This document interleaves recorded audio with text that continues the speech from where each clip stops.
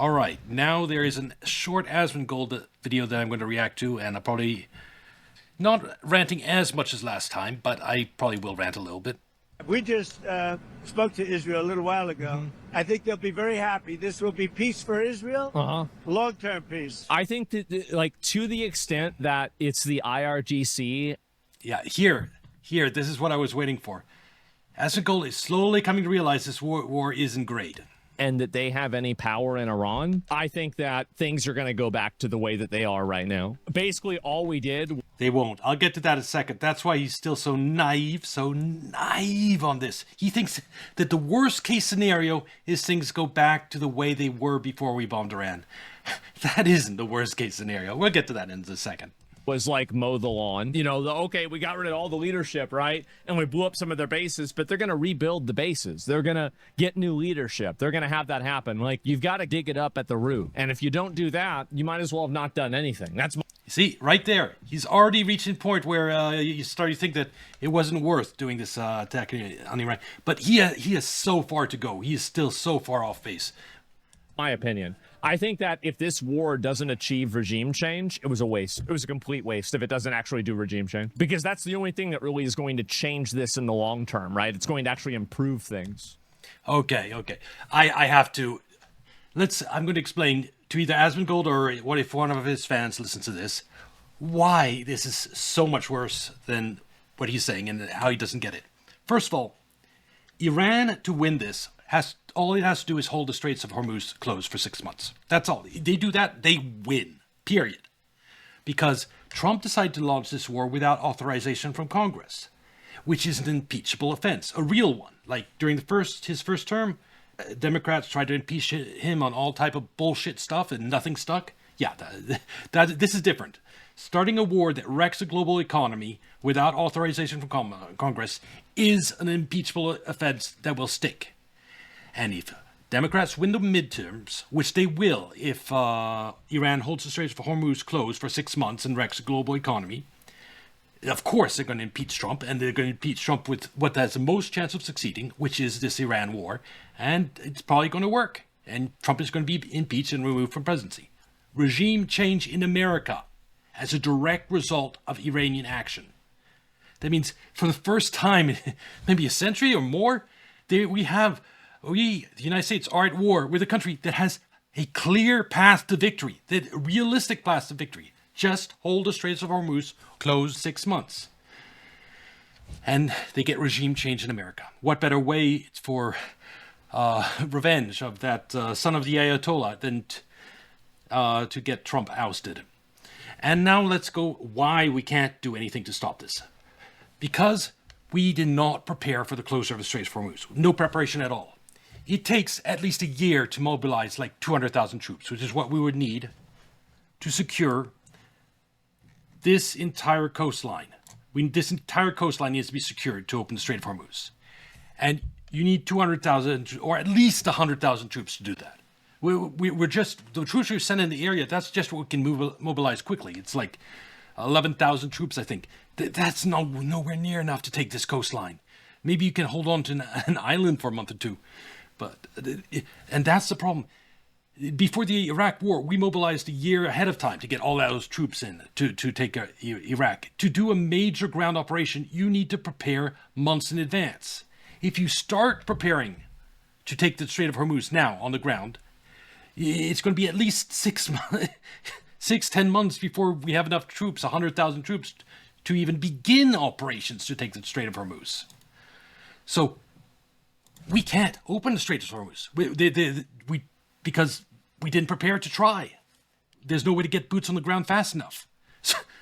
And to compound this all, Trump started this war with no public support. So even if magically he managed to get 100,000 troops into Iran and to try to open the Straits, there is no appetite for casualties.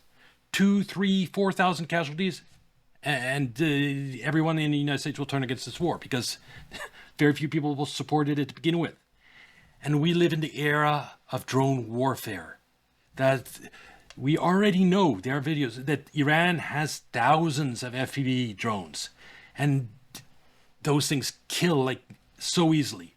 you put thousands of troops on the ground in Iran, there's going to be hundreds of videos of drones striking those troops and killing U.S. soldiers. And there just isn't the appetite for that since Trump started this war with no popular support. Now, you might say, well, then maybe we can bomb them into submission. Maybe we can bomb them into opening Strait of Hormuz. Well, we've tried. We can't because Iran has escalation dominance. The first weekend, Israel, on U.S.'s behalf, whatever, bombed a desalination plant in Iran. Immediately, Iran turns around, destroys one in Bahrain. Next weekend, we bombed their LNG, their gas facility. Iran turns around, bombs the one in Qatar. And the same difference. Now we bombed their steel factories, and over this weekend they'll be retaliating, destroying things throughout the Gulf. It's an eye for an eye. And they have this short range. The Gulf states, all the oil infrastructure of the Gulf is in this region right here, right next to Iran. Israel is further away. It takes different time. They have less munitions can reach them. But the oil infrastructure of the Gulf, Iran can easily level everything here. Turn this entire region back into the desert. Destroy desalination plants, all the oil infrastructure, all the power infrastructure. And then it doesn't matter if the Strait of Hormuz is open anyway. So we keep escalating things and bombing targets in Iran. If Trump had carried through his threat to bomb power stations in Iran, then that's what would have happened. The oil infrastructure of the Gulf would have been annihilated. And again, that achieves the same goal as closing the Strait of Hormuz for 6 months. I mean, it tanks the global economy. Democrats win Congress. Trump gets impeached. It's the same outcome if this scenario happens. And I'll just add, if you're thinking maybe somehow there might be a diplomatic solution for this, well, for one, we killed the supreme leader, their pope, so they're in no mood to negotiate. But even then, how did this conflict happen? 2 times in the last year, right in the middle of the negotiations, the U.S. and Israel have attacked and bombed Iran. They don't trust us anymore. There's zero trust for the U.S. and Israel, and with good reason. In that scenario where they are absolutely furious with us, there is absolutely no trust for us. How in the world would we get any type of diplomatic off-ramp? I mean, their demands right now are the removal of all U.S. troops from the Middle East, the compensations, reparations for the damage we've caused them, and recognition of their control over the Strait of Hormuz. Trump agreed to any of those. He's politically finished anyway. What would happen is you'd have Republicans join Democrats coming together to impeach him together if he did that type of compromise with Iran, if he surrendered to Iran. And so there is no off-ramp, no solution to this. If he tries diplomacy, he's finished because of the concessions he'd have to make. If he does nothing, Strait of Hormuz remains closed. It wrecks the global economy. Democrats win midterm. He's impeached. If he tries a Hail Mary pass, puts things on the ground, well then, he's probably politically finished even faster because you have hundreds of U.S. troops that are dying to FPV drones. There's no way out of this. And what he's saying, getting back to Asmongold, he's thinking the worst case scenario is everything goes back to the way it was before he bombed Supreme Leader. No, that isn't happening. Iran holds all the cards to get the Strait of Hormuz open, to end this, to stop the bombing. We're going to have serious concessions, and it's going to take a while for getting to the point where we might agree to it. So the global economy is probably going to react first, but they're going to extract a huge price for this. And no matter what that is, if it's like, and there's a good chance it becomes a nuclear power too. So you have the same regime in place, probably with nuclear weapons, with far greater control over the entire Middle East because they closed the Strait of Hormuz successfully and we weren't able to stop them. That is the outcome of this. This is an ascendant Iran that emerged out of this, not a weakened Iran. It's one with much greater geopolitical power, and the U.S. military reputation is like forever tarnished because it will be seen as a defeat against Iran. We lost to Iran. That is going to be the outcome of it. It's terrible for the United States in every possible way.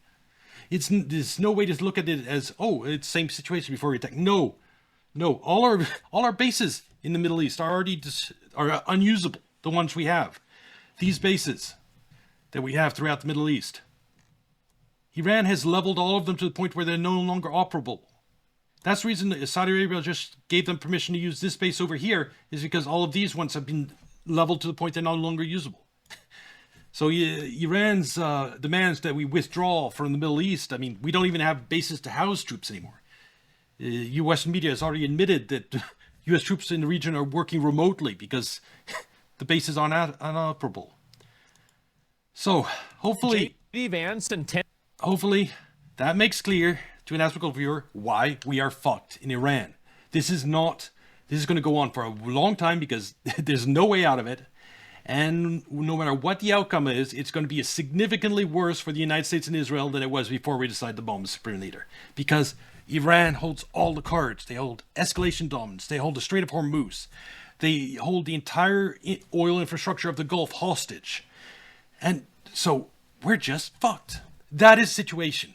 And that is why bombing the Supreme Leader was an absolutely idiotic mistake that will end Trump's presidency. And that annoys me greatly because I support a lot of things he's doing domestically.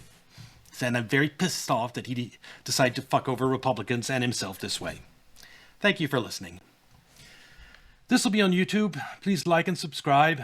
Come watch on Kick or Twitch. And I'll see you next video. Bye.